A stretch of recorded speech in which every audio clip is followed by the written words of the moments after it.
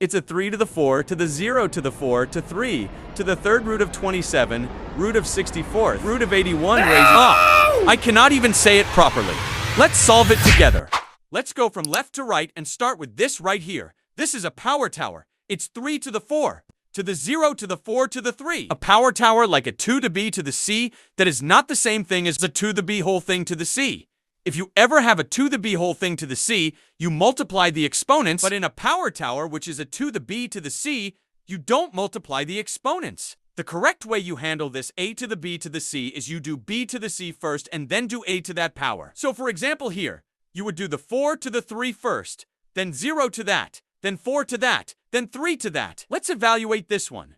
First, we're going to focus on the 4 to the 3, and that will give us 64. And then we do 0 to the 64, which is 0, and then we do the 4 to the 0, which is 1, and then 3 to the 1 is equal to 3. So this whole thing is equal to 3. And that means this whole thing is equal to 3. Now we know that this is a cube root of 27, and cube root of 27 is equal to 3. And that's cause 3 times 3 times 3 is 27. So this whole thing is going to change into 3. Now we can do cube root of 64. Cube root of 64 is equal to 4, and that's because 4 times 4 times 4 is 64. So this whole thing will change into 4. Now we get to do the fourth root of 81. This ends up being 3, because 3 times 3 times 3 times 3 is equal to 81. So the fourth root of 81 is going to change into 3. Wait for part 2, where we solve the last part of this giant question.